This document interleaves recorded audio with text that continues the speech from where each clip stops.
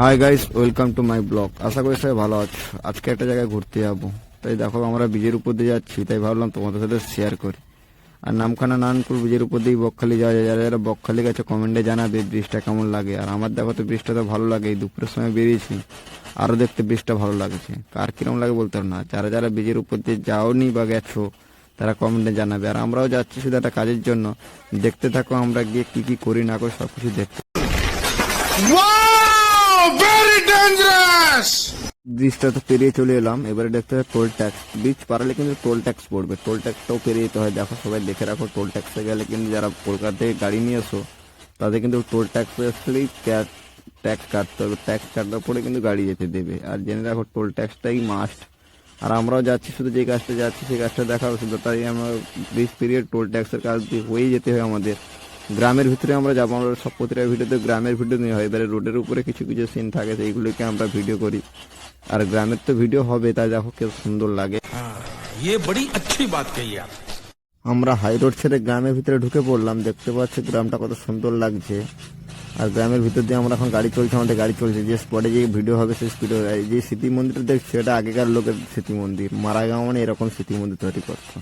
আর এই বয়স্ক ঠাকুমা দেখছে 70-75 বয়স হবে, এখনো হেঁটে চলছে। আর আমাদের গাড়িও যাচ্ছে শুধু। দেখতে পাচ্ছি যে স্পটে যে ভিডিও করব সেই স্পটে যাচ্ছে, সেই রাস্তা মানে গ্রামের রাস্তায় চলছে এখন। গ্রামটা দেখো কত সুন্দর দেখতে লাগছে। দেখতে থাকো আমরা কত দূর যথারীতি আমরা স্পটে পৌঁছে গেলাম শুধু, যেখানে আমাদের ভিডিও হবে। আর আমরা যাদের নিয়ে ভিডিও করা সে হচ্ছে আমাদের মাস্টার, ছবি আঁকা কাজ, ড্রয়িং এর কাজ করে। এবারে পুরো তো ড্রয়িং তো কমপ্লিট করা যায় না, কিছু কমপ্লিট করে নিয়ে আসতে হয়, এখানটা বসে বসে কমপ্লিট করতে। তাই মাস্টার শুধু লাগিয়ে দিয়েছে ড্রয়িং ট্রয়িং করবে, আর আমি গাড়ি বসে কি করবো, আমি ভিডিও বানাই।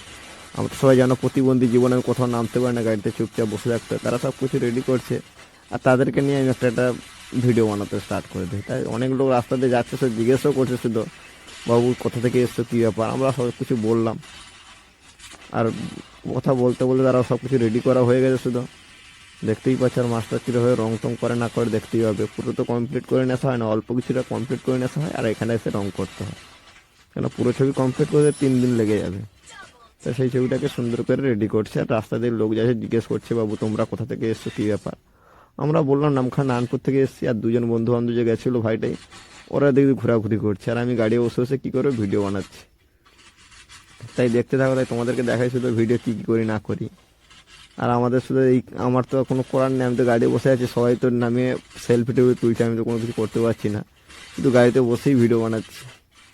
তাই আমি শুধু, আর অনেক লোক জিজ্ঞেস করছে, কাকুর এসে জিজ্ঞেস করতে থেকে এসছো কী ব্যাপার। আমরা বললাম নামখানা নারায়ণপুর থেকে এসেছি। বলতে আমার ছবি আঁকা শেষ হয়ে গেল শুধু। এবার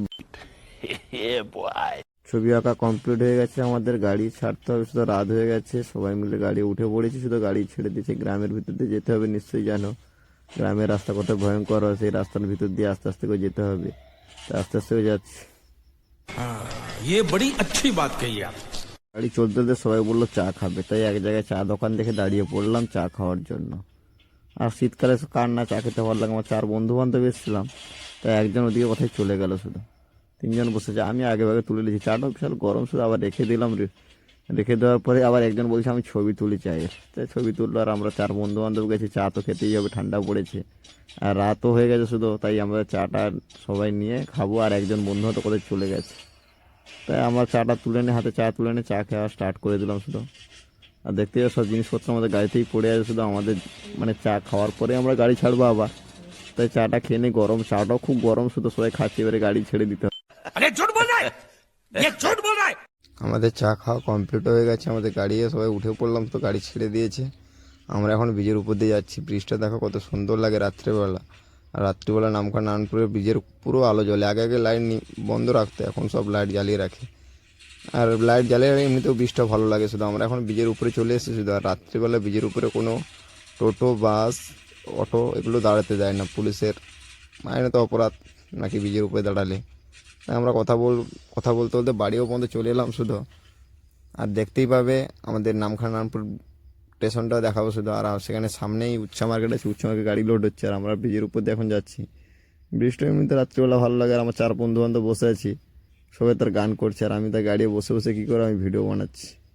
ভিডিও আমাদের যথারীতি বাড়ি যেতে হবে। আর বন্ধু হয়েছে ভিডিওটা কেমন লাগে কমেন্টে জানাবে। আর লাইক, কমেন্ট, শেয়ার করবে। আর দেখো বলতে বলতে নামখানা স্টেশনের সামনেও চলে এলাম। এবারে স্টেশনের সামনে একটা গান্ধীজি মোড়, এখান থেকে সামনে থেকে স্টেশনের রাস্তাটা ঢুকে গেছে, আর সামনেই উচ্ছা মার্কেট, যে আলোগুলো জ্বলছে হলো উচ্ছা মার্কেট। মানে সবজি চাষ হয় আর কি, সবজি চাষে এখানে সবজি লোড হয়ে যায়, বিভিন্ন দেশে দেশে যায় সবজি, তাই গাড়িও লোড হচ্ছে রাত্রে। আর আমাদের বাড়িটা এর পরেই আমাদের বাড়ি, আমরাও চলে এসেছি তো বাড়িতে। সবাইকে শুভরাত্রি, টাটা, ভালো থাকবে, দেখা হচ্ছে আগে কোনো নেক্সট ব্লগ ভিডিওতে।